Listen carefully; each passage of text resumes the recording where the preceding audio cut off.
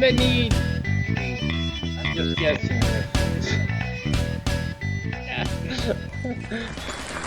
One Venite. I'm just guessing at that one. I don't know. But we're gonna get started. A little updates on these polyglot shows. I do them as I can. We're still fixing things up. It's just a mess from our recent move. And I have the big projects also, Space Perium. It's we're heavy with that now. It's really getting ready to get off the launch pad, so that is taking up most of my time. And probably a lot of people wondering how is this guy doing all this? It's really not that I'm doing. It looks like I'm doing a lot of things. Okay, that's the way it looks, but actually I'm focused. Don't think I'm not focused.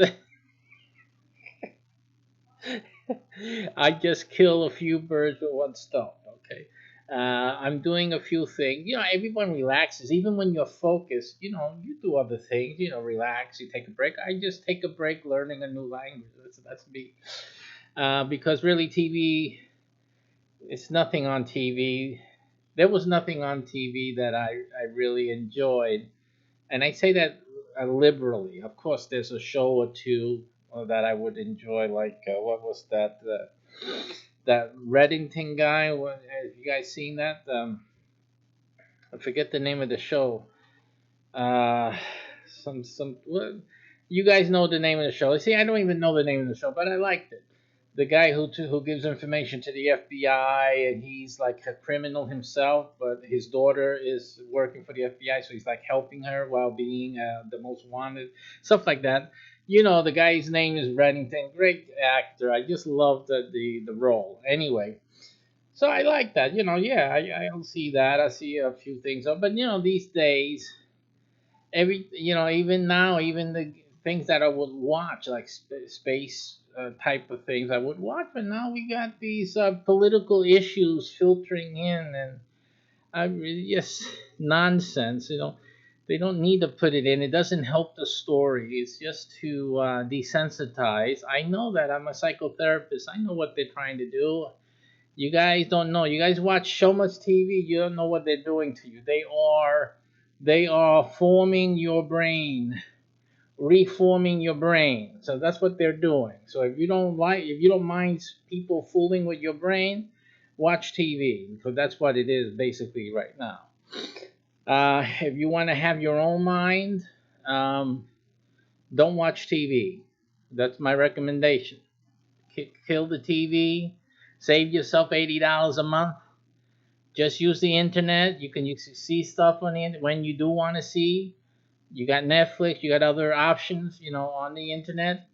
Kill the TV, boys and girls. Really, it's not doing you any good. Any case, so. But I am doing everything that I need to do. Everything actually has a reason. There's a sense to it, even though you guys are not aware of it. Like I say, hey, there's things going on that you're not aware of, but I'm on task.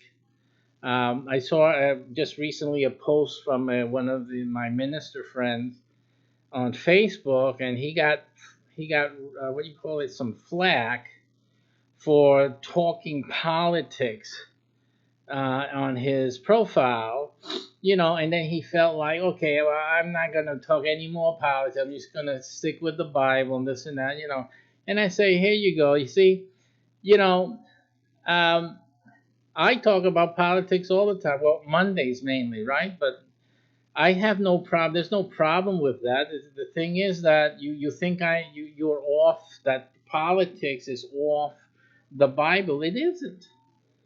It isn't. If you watch my political shows, those that feature biblical things, you'll see that it's right in line with ministry. So again, the ministers out there, you guys really, I agree though. You should just do what God puts in your hands to do. But God did place in my hand a very political machine, so I'm doing that, and I can do it, and it fits me. And I haven't gotten criticized for it, although many would want to criticize me, but you really can't. You can't. And debate me less, okay?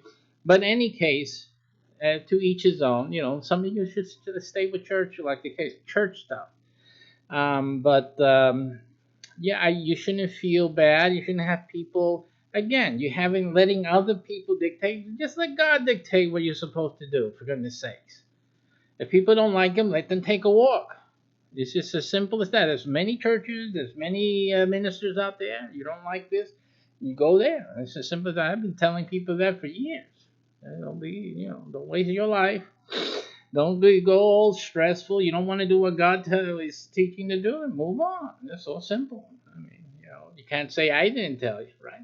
I didn't warn you, right? Can't say that. So in any case, but that's not what we're on here to do today. We're going to learn some Italian today, and again, I do things as I can. There's so many things that we're doing, so obviously not every. I have a schedule today. The schedule was for Italian.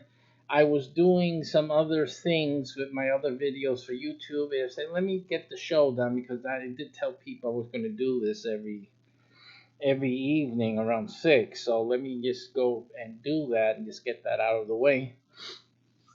So that's what we're going to do. What we're going to start today with is some Italian. The Italian I chose, obviously, let me get some air over here.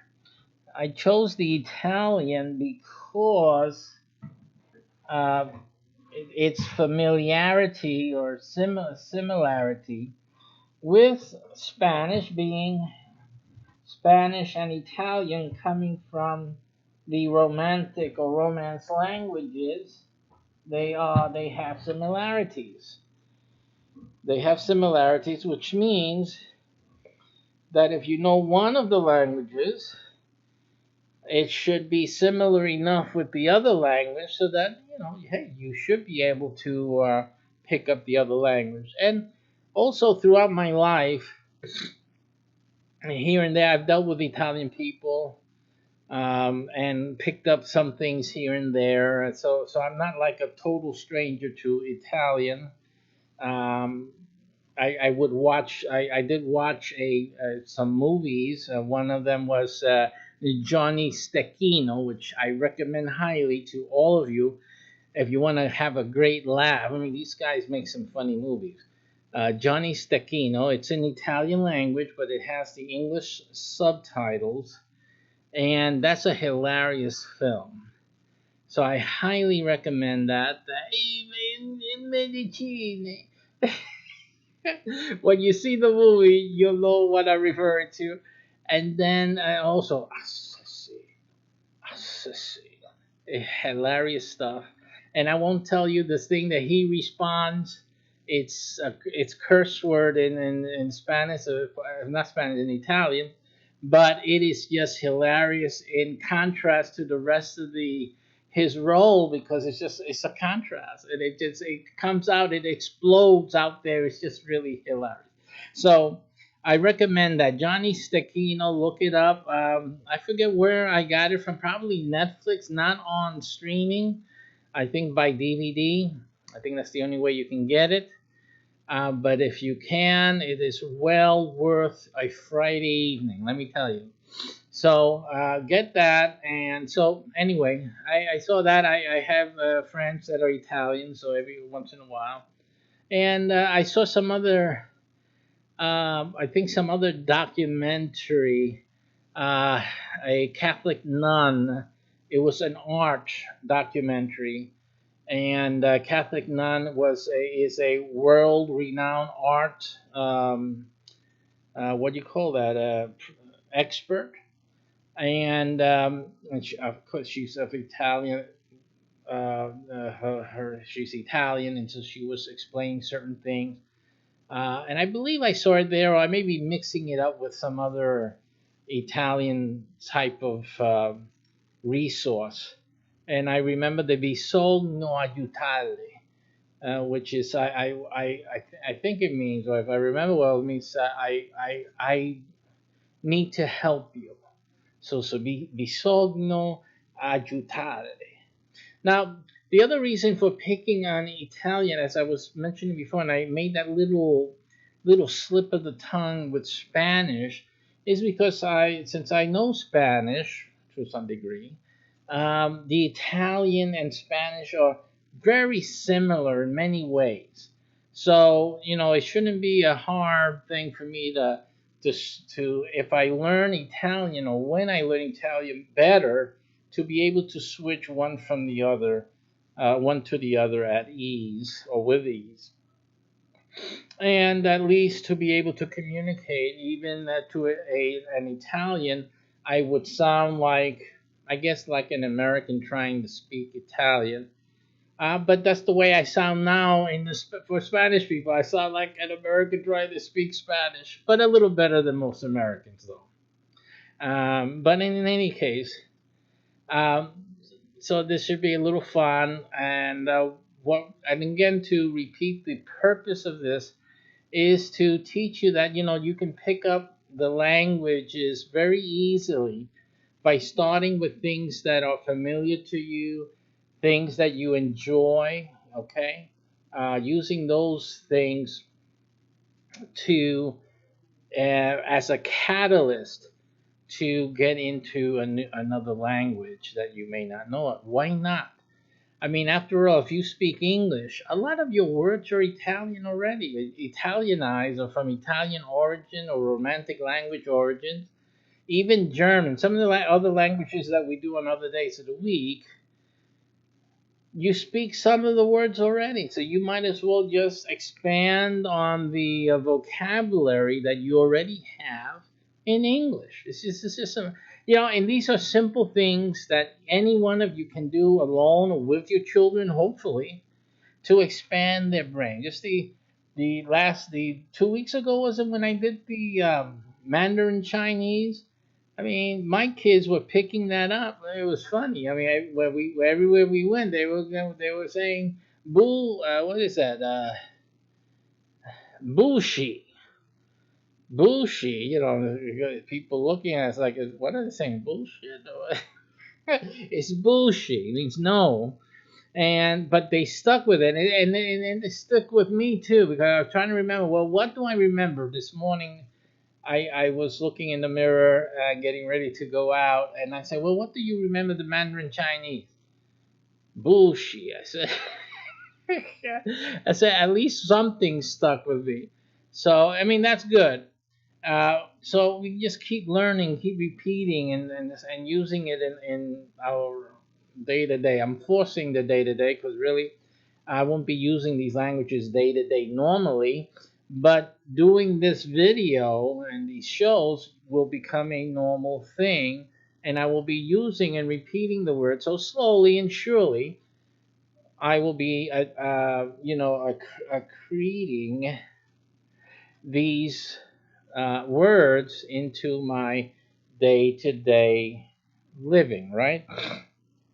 And hopefully, if you guys get into it with me, you can do it too. That's why I'm trying to do this, so you guys get motivated to do something with your day to day. Just learn a new language. Start learning things, and by ways, easier ways, and just take it easy. Just learn new ways of saying the same thing you say in English. That's all.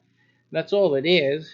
So, I mean, if you're sitting down for dinner, it'll mean simply saying what you're doing in the languages that you want to pick up. I mean, and if we learn at least like 4 or 5 phrases around each activity that we do normally every day, and one day we're in Italy, one day we are in Germany, one day we're in an Arabic speaking country, we will be able to communicate at least at minimum the normal things that we do and need every day. Like I would like to eat lunch, right?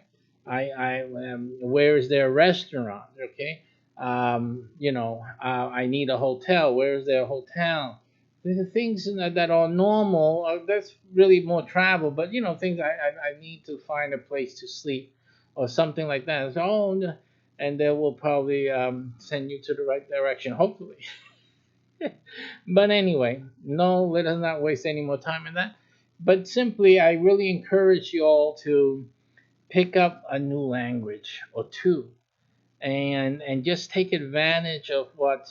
And then the point is not to become a proficient speaker in any other language. It really isn't. But the point is to fill in, use your brain, expand it just a little bit, and bring in these words and this ability.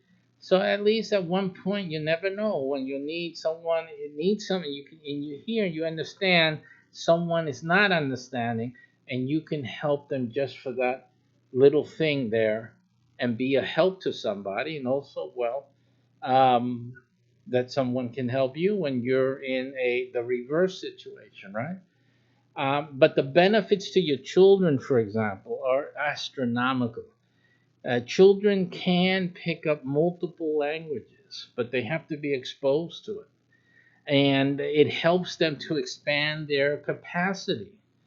And it's a shame that most parents, you guys limit your children's capacity for learning because you don't see any value in it yourself. The value is in having it, period. That's the value in it. And being in exposing them to it, because that has a lasting benefit for their brain power, their cognitive abilities.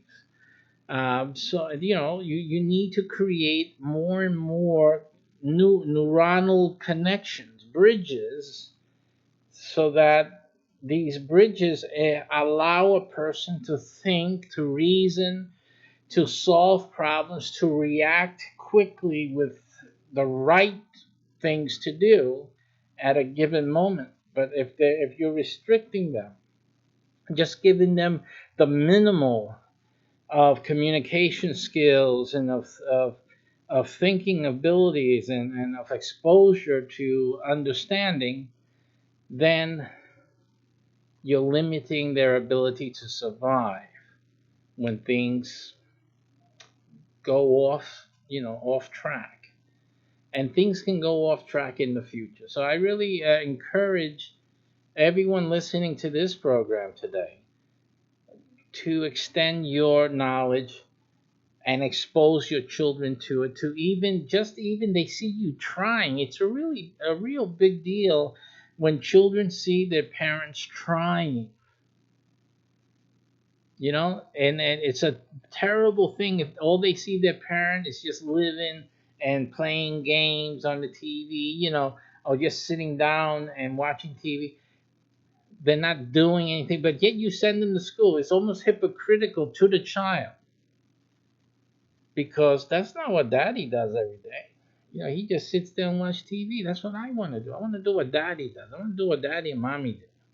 I want to stay home. I want to see TV. I want to play games. And that's sad if that's all you're showing your kids. And I've told people in my congregation, hey, listen, fake it. Fake it.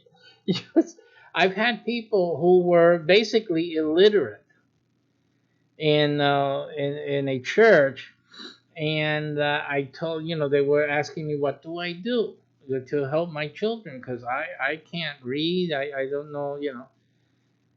And I told them, look this grin in the face. I said, fake it. Take the book, sit at the table, open it, and just fake reading. And that it's enough to give the child, look at that, mommy is reading, daddy is studying. He's doing something more than just sitting watching TV.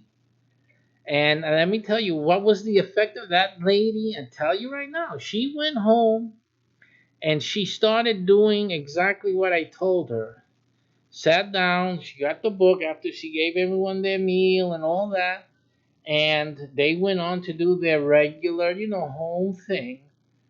But she went and grabbed the book and she sat down and she opened the book and she began to fake read. And what was the effect? Her kids looked at her. And you know what they did? They went and got their books and they sat down at the table and they started reading. But they weren't faking because they were reading for real. All it takes is an example. That's all it takes, an example. So I encourage you, if you're going to do any BS, do some BS that's going to encourage the next generation to turn off the TV, because that's real BS, and to open a book and open their minds and expand the possibilities of their tomorrows, which is also our tomorrows, the future of the human race. So Lord knows it needs help. Lord, we need help. Santo says. All right, so let's go to Italiano now. Like I said before, we're going to use resources that I'm familiar with. One of them is the Bible. So today, I'm going to also look, we're going to go to Genesis 1, Genesi uno, I think, in Italian. But again, we're just starting out, so we're going to look at it. But I'm going to look for similar words like we did with the Mandarin Chinese. Similar Italian words to English. I'm just going to do a search here. List of English words of Italian origin. So we're going to go to that website, grammar.yourdictionary.com. So let's take a look at that.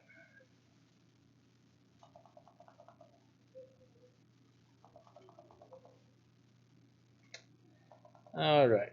So, list of English words of Italian origin.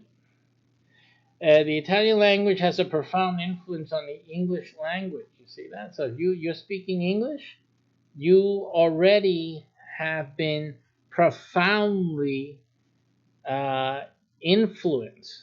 Your speaking is profoundly influenced by Italian. Okay, so that's it. I mean, if you speak English, basically, if you speak English, you should be speaking Italian. And if you speak Italian, you definitely should be speaking Spanish because it's very, very similar. Okay, so again, right now, right there, you have three languages, and I'm going to add another to you, German, because German, the English language, has a lot of German in it as well, and so you should be also picking that language up. These are just adjacent neighbor languages that compose. I can't call them neighbor, but hey, listen, English has a lot of German in it already, so you might as well pick it up. All right. So, and hundreds of words qualify for the list of English words of Italian origin. Since so many words come from Italian, we will make the list a little less overwhelming by breaking the words down into categories. Since Italian food seems to be such a favorite of American people, we'll start there. So, as a cognitive teacher that I point out the emphasis to something you would never point out normally. But I do because I'm trying to make a point, and that is since Italian food seems to be such a favorite of American people, we will start there. So, in other words, see, there's somebody else that is focusing on what is familiar. Because it makes sense that if you're familiar with certain things, that is where you should start. You should begin learning the language with. And again, we're not looking for proficiency. If you want to be proficient and you want to qualify for a job speaking Italian, watching me here is not the thing to do. Simple.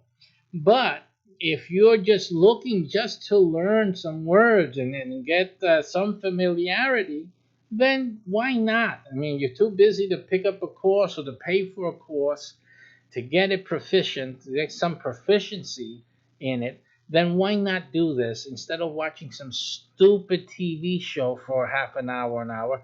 Why not join me and do the same things I'm doing, engage the language, and just build it up for yourself? So this is what I invite you to do, and invite your friends also. So uh, I'm looking at the categories. They have music vocabulary, which I'm a musical composer. See, I'm not just a musician, but I'm a composer myself. That's another language. Music is another language. And these words are the basis of our musical compositional terms. Allegro, alto, basso, bravura, bel canto, capriccio, castrato, cavatina, cello, concert, diva, folio, fantasia, forte, intermezzo, il libretto, maestro, mandola, ópera, operetta, piccolo, piano, solo, soprano, tempo, and viola. That's Italian. And then you recognize that some of these words were named instruments. You know that the viola is viola. It's Italian. You know the name of the instrument? You're speaking Italian. The guitar is chitarra. It's not here, but it's chitarra. Instead of the G, it's a CHI double TARA, chitarra. Okay, so it's like, and in Spanish it would be guitarra, right? But in Italian, chi, not the g, but the chi, chitarra. So again, it's like I said, these languages are very closely tied together, and it makes it easier for you to learn these terms. When we do for the German polyglot, we intend to use Bach and to be reading the German, but there are many Italian classical resources. You can get the words, the libretti, and you can learn in the Italian that's being sung, and even sing the Italian, which is one of the things why you want to use music. And you don't have to use classical. I do it for many reasons, which I'll explain whenever we do the Saturday music and German polyglot show. I'll discuss why I use the music, the classical music, and particularly Bach for this exercise. There are other benefits I believe in, and I have tested and proven for myself that they are effective. Bach is effective for cognitive development. I've done it. I even have my own methodology that I'm exploring and leaving as a what you call that, a paternal possession or core technology of the university that I'm developing, for them to continue and do research and to explore those areas. So I don't talk about that too much, but these things are things that we're actually working on in a more scientific way than just talking about it here and there. We explained that. So it's very important that even if you don't use a Bach or other of the classics, like for Italian, you have Vivaldi, and you have others that wrote. Even I believe that Bach had some. Um, he had the Latin. He did Latin. Let's see. But you have other other composers who were of the Italian under Italian employment, and they would write or get the libretti, which is the text that they would sing in Italian. Okay, so you have signs terms. Let me make these bigger so you guys can see that. Signs terms. Okay, so you have granite, gonzo, influenza. Now that you are in the flu season, the proper name for that flu is influenza. Influenza. Okay, and I focus on that in because it's an important thing we're going to see later on, probably today, but you'll see in again today. Lagoon, shallow pond, right? Lava. Hey, you didn't know that. Lava is Italian. Molten rock. Malaria, mal aria. Also, aria. You see that part of the word aria is not in the musical terms, but it is a musical term. Let me check that. I can't believe they left that. Yeah, they didn't.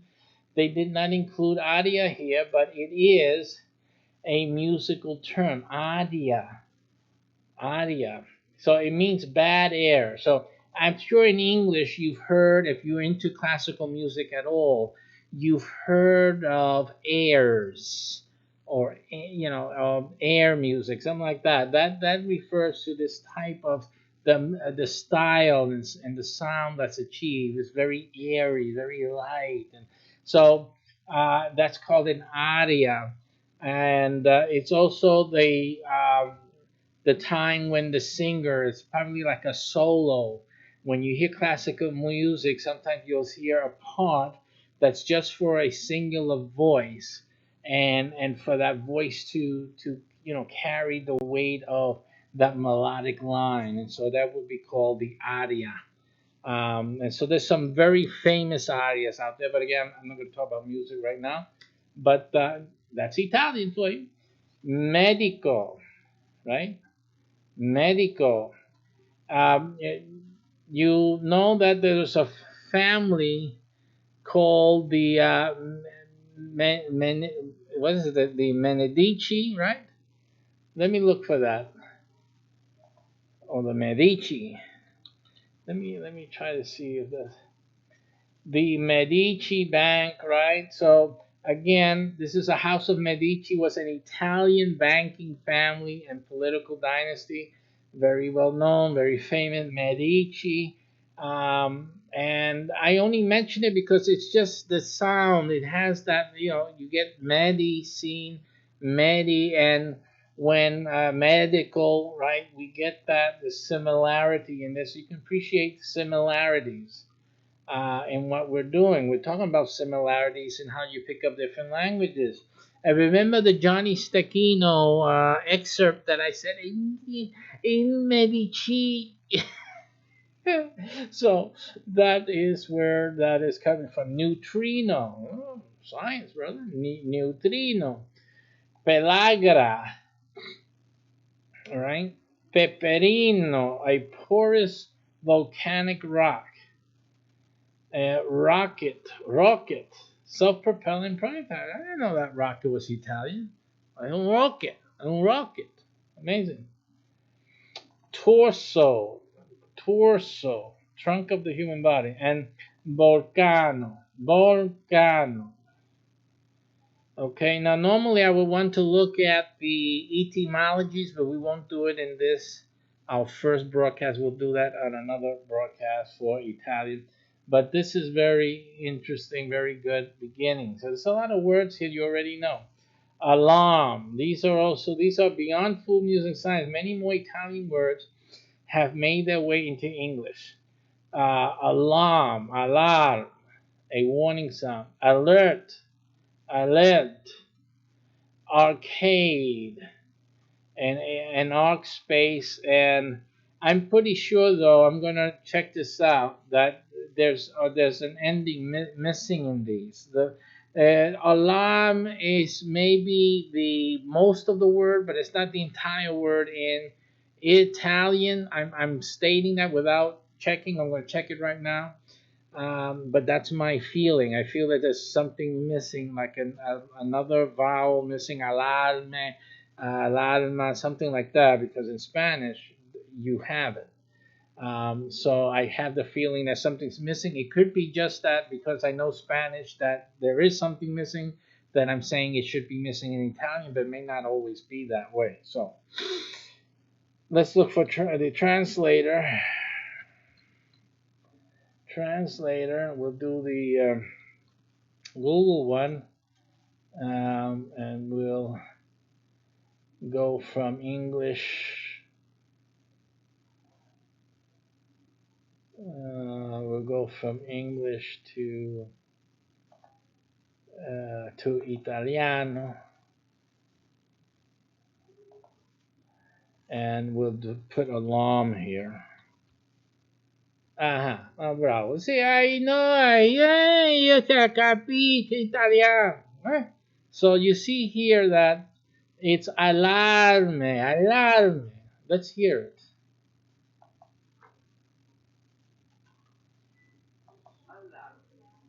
Allarme. Eh? Bravo. Allarme. So, and then, you guys didn't even hear that, right? Let me try it again. Let me see if it's heard. Okay, you hear it through my mic. Alarme.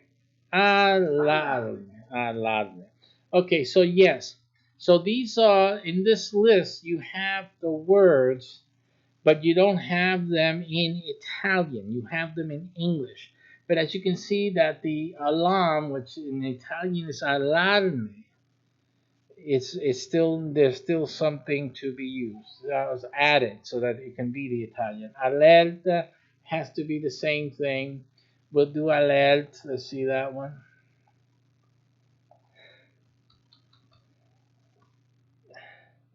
Now for alert, they're not using the simple word. They're using a more, I guess, a more they're using a more what do you call it, more modernized way of saying it. Mettere in guardia. Mettere in guardia. You know, the kind of, someone's trying to yell out, you know, alert, alert. You know, in Italian, somebody's getting killed. Somebody's gonna get killed. You know, alert! English, alert! You know, get out. You know, mettere in guardia. You get tongue tied just getting it out. Just get out of the way. Alert! So yeah, but I'm sure they're not using. Uh, they're not using. They could use a alarme. They could use that. You know, maybe because here it says, for translations of alert noun, lo alarme, which means alarm, warning, or alert, or scare. Lo alarme. Okay, so they're using alarm as both alert and alarm itself, but it's, I guess you have to mettere in guardia. I'll prefer the simple. Now, the thing is, a good question to ask is, does it matter? As you can see, it doesn't. For learning the language, learning to express yourself, alert, lo alarme is enough. It's enough. Just learn one way of warning people. Alarme, alarme. They're going to look at you, wow, que fai, que fai, you know? They're going to look at you, que fai. So, que fai, it should be what's happening. In Spanish, que pasa. So, You just say, then you can try to express if we learn anything else about what the alarm is about. But you don't have to say meter igual. You get the same result by saying, lo alarme, lo alarme. Just saying, keeping it simple. Okay. So here we have arcade, which could be Arcadia. It's my guess. I'm just guessing. I don't know. I didn't do this before. Let's see. Arcade. Ah, it says portico. Portico. It's an arcade. It's just a gallery. Because most people think of arcade is the where you play the games, right? And that's what I was thinking. But arcade actually has a more developed reference, and that is to a tunnel. That is the arcade. It's a tunnel. It could be a balcony, a gallery, and so yeah, there's a gallery of games. So the arcade is not the games; it is the hall that the games are in. You see, so that's where arcade comes. And in the Italian would be portico. Let's hear him say it. Portico. Portico. Yeah, that's the Italian sound, right? Portico. Portico. Okay, bravo. Bravo means good, by the way. That's another music related term, although it's not just music, it just means great. This is fantastic. Bravo. Bravissimo. Really good. Okay, I can tell you a few things. Bravo, bravo, bravo. Bravissimo. Okay, good. I think che buono. Che buono is Italian as well. So that's good. Che buono. È buonissimo. Buonissimo. Okay. All right. Balcony, I think we already saw it. The balcony, and I'm sure they're going to use portico. I say I'm sure because it's Google. Let me see what Google gives us for this because balcony is already listed here as part of the arcade meanings. So let's see what it actually gives us. Balcony, balcone, balcone. See, at least they did that. Balcone. It's the balcony. Balcone. Bankrupt. Bankrupt. Again, that is very interesting how that word came to us. Bankrupt is you should look that up. It's very interesting how that word came into usage. What it means is if you separate the word bankrupt, the bank in Italian wasn't bank. Didn't have to do with the banks. Actually, the name bank had to do with this thing, which was in Italian and Spanish was a banco. Now, the banco is a bench. It was a place where you sat down. It's like a little bench that you would see in the some Italian sculptures or artwork. You see them sitting on these like marble benches and stuff like that. These things were called bancos. That's where we get the word benches from in English as well, but also banks. Now, where they exchanged money and made loans and things like that, they would sit at these bancos, and they would make financial exchanges there. When someone failed, when these exchanges failed, they lost their money. They were not able to pay, I guess, the rent to be there or the right to be at this, banco area, which was the early form of banks. They would rupture or break the bank. They would break their chair so that they could not sit there. You're not allowed to sit here any longer. So they would then bankrupt, right? They would break their chairs. They're sitting, and no one could go. When they go there, they see, oh, the benches are broken. That means they are out. That was bankrupt. That was to be bankrupt, and that's where we get that word. So here we go, bankrupt, and in there was Spanish. In the Italian, it's fallita, I'm sure. Fallita. Fallita, a fallito. Fallito. Now, fallito, obviously, you get fall or fail from that. That's the idea that it has in the modern Italian. I'm sure they're giving the modern Italian, but it is not the original. See, right here, I'm going to have to go into the etymology.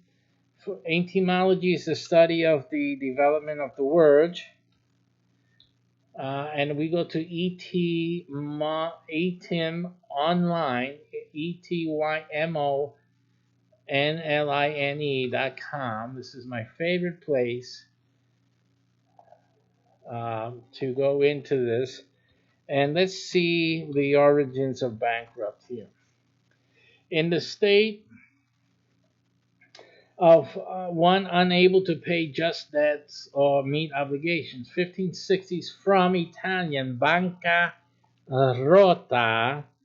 See, so when Google Translate is translating into modern English, which is good. Okay, it's fine, because again, the intention of Google is to translate according to proficient Italian speaking. Proficient Italian speaking, right? But the way we're doing it here is just speaking enough Italian, enough of it, so that we're understood. So, and because of the familiarity, we will favor saying bancarrota, because also in Spanish, for Spanish speakers, it is still bancarrota. We still say that today, just exactly like the Italians used to say it, and the way that bankruptcy came into the English language. That's how it came into the English language, because they modernize things and they make it more disparity, and make it more difficult for folks like you and I to learn the language. But any Italian, I guarantee it, any Italian, if you went to them and said, "E bancarrota," they would know what you're saying. They know you mean they would say falito, falito. They will say, oh, you meaning falito. They will think it because they learned the new words, right?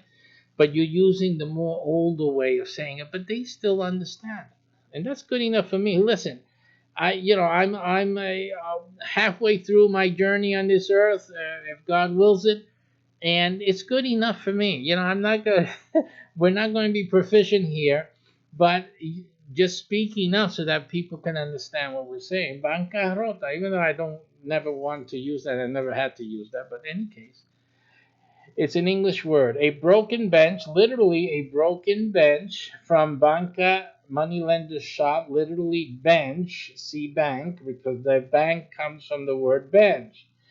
Rota, broken, defeated, interrupted, and in English remodeled on the Latin rupta, past participle of rompere, to break, rupture.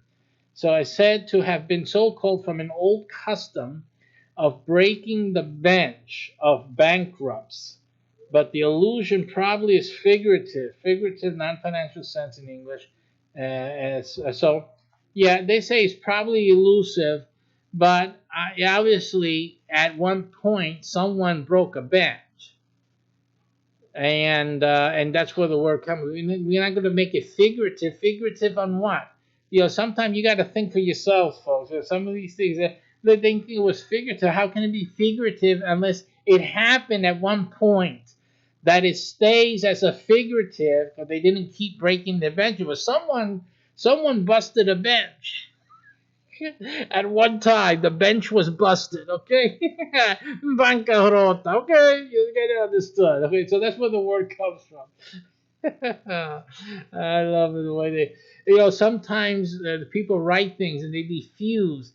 They don't let you, they try to not have you learn things on purpose. It has to be on purpose. Somebody broke a bench. That's why you call bancarrota. All right, that's it. It doesn't mean that everybody who went bankrupt they got their benches broken. No, it doesn't mean that. But somebody did. Okay, enough so that the word bancarrota became a thing and is still with us today in English. Bankrupt. All right, so that's it. Now, ballet. I'm sure it's another word.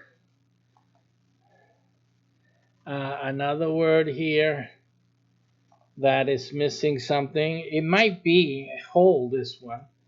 Ah, balletto, balletto. So, yeah, there's always something because you know in the Spanish and the Latin they have to end it in an O or an A. It has to something. It has to be a vowel. And the other interesting thing about that is that the Romance languages, why music really took off with the Romance languages is because of the facility in the vowels. Since they had vowels, you know, it's hard. German was kind of hard, but and it's hard language, but they use the vowels in the words for the singing. And I'll point that out when we do the German show.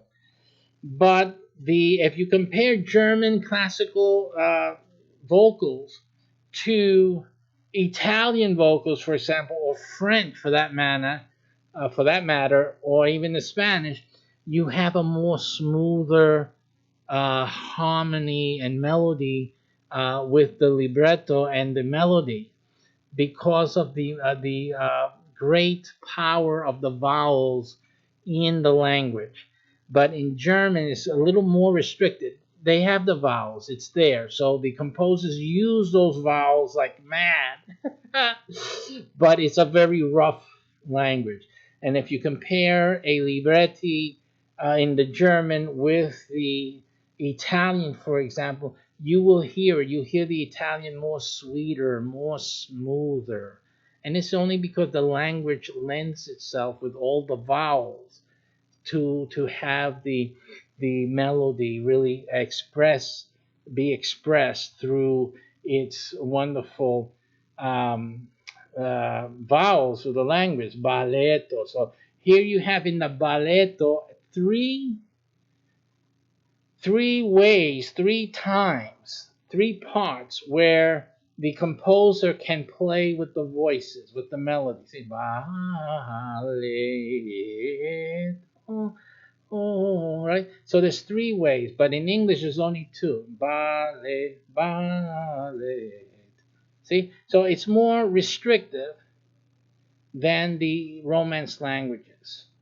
So that's where the difference in the music is those that were impacted really, and the way the libretti, the text, would be utilized in the musical expression. That's tremendous.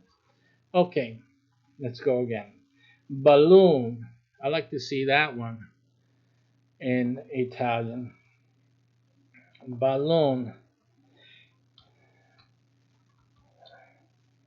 I was gonna write it. I was gonna put the end there because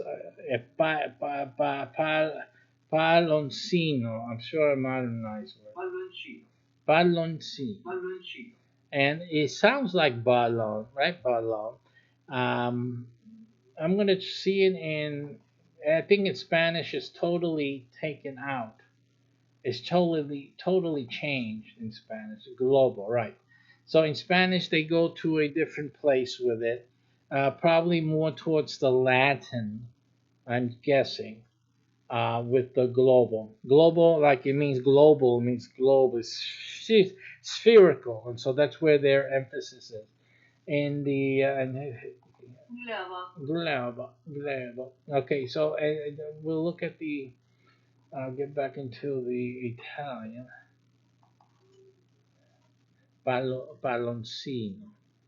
And we'll look at the other words associated. Il pallone, right? And they even have another a way of saying it in il aerostato. Aerostato. Aero has to do with the airiness again, and stato, the stat is something that's stable. So it means it's a stable a stability of air, a something that has stable air and it's not affected, or it doesn't have any change within it because it's stabilized by what? By the balloon itself. So they call it some stable air, and basically using it in that sense. Il paloncino, il pallone. Now, il is, I believe, the. So that you know what that ill is, because some people may want to know what is the. Okay, so the is masculine il. So a lot of the nouns would have il or e in front of it. Let me see if E is A. Let me just look at that. A. A is un. Let me just look down here. Okay. I'm going to try something in the Italian, if I may. Let me, okay. I'm trying to figure out how to use this to switch it. So, Italian. I musici. I musici. Okay, so here you see it, that E by itself, not yield, but E by itself is also the. When you did the translation for the, though, it didn't give you E, but I knew through my knowledge of music that E by itself is also the, because I know this is I musici, it means the musicians, but it's also the name of a musical group of classical artists who are famous. They're famous in the classical genre, and they go by the name I musici, and it means the musicians. So, again, when you're doing the Google Translate, realize that it may not be complete. Not complete. That's why, and I'll end it here today with this. Actually, I'm going to do a reading in Genesis 1, just a reading. We'll continue on this next time we do Italian. But I just wanted to say that this is why you have to. My method is a little bit better than just depending on proficient Google or proficient classes or things like that. Only because something like this may not be covered really, because it is a part. It's particular uses. It's like almost like a use of somebody that really knows Italian. Man, they are just like a high level Italian speakers that know the old stuff, and so then they know I musici. They would know that because normally when you're learning Italian, you would only learn il. You know, you say il musici, which wouldn't be correct in this sense of referring to, I guess, in a classical way. As you can see, I've proven here they do recognize it once you force it. Oh yeah, I musi. They recognize the I as a the. And again, that's my poor way of expressing that issue, but I'm just trying to make it seem, I guess, that there's a reason why they did not include it in the. Oh, thank you for that. I've forgotten that that's even there. Okay, so thank you for that. That they've included that in their translation options. They should have. I mean, if you think, and I showed you, there is a translation of the for I or the E only, but they didn't include it. So tell me, if you're going by what they're saying that it should be, right? And as opposed to the way I'm teaching you, who learned more today? You learn more today because see, I'm depending on a lot more knowledge in different areas than Google is. Google is just using like proficient Italian and modern day Italian. But I can tell you right now that if you go to an Italian with some brains, culture, and you tell them I musici, they're gonna say, oh, they're gonna look at you very impressed. See, because I give you the good stuff.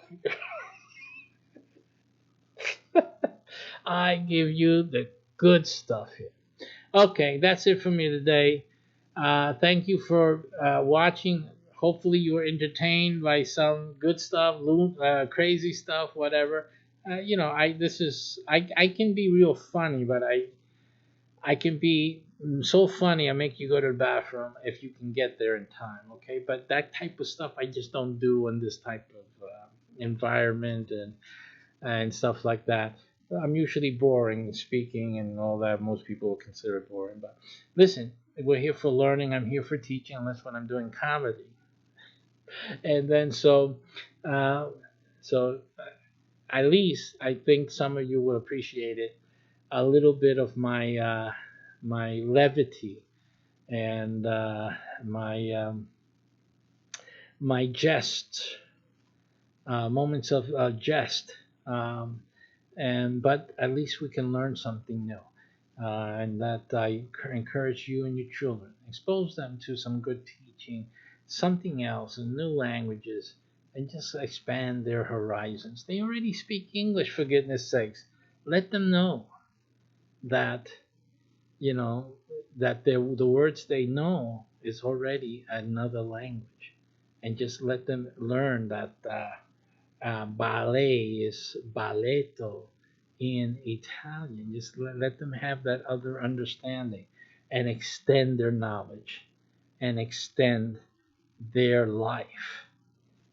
Take care, and until next time. We're trying to do this every night. It's not possible, obviously, but when it is, we'll do it. We'll come on and we'll do it. Let me give you a little scheduling. What may happen tomorrow, Russian, may happen tomorrow and may not. Usually on Thursday nights, I have certain meetings. Of late, I've been able to do a Thursday night show, but sometimes I won't be able to do so. Russian will be spotty. Friday, Portuguese. All right, and um, on Saturdays we do the German, and we'll be doing the music on Saturday as well.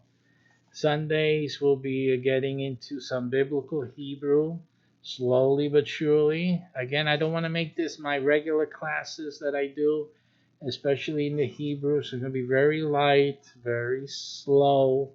And it's just to encourage you guys to come into a Hebrew understanding of Scripture. And speaking of Scripture, let us finish with a reading in a Genesis or Hennessy.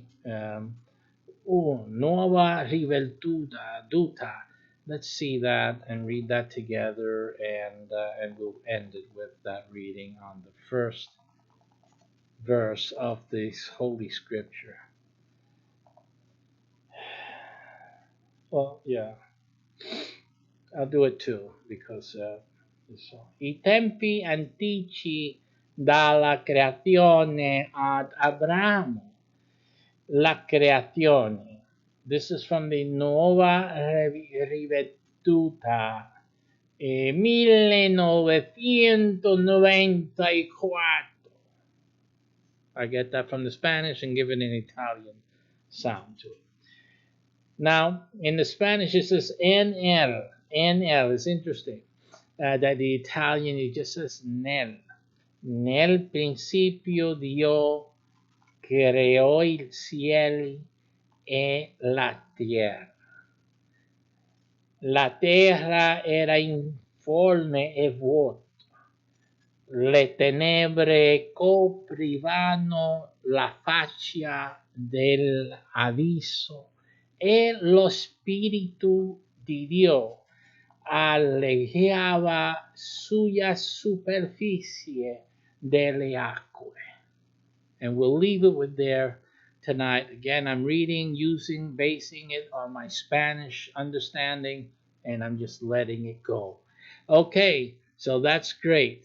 See you guys next time, and we'll actually get into this scripture and look for the words and give more understanding to what is being read and why uh, it is the way it is, and compare it to the English, and for that matter, the Spanish, and learn these languages together.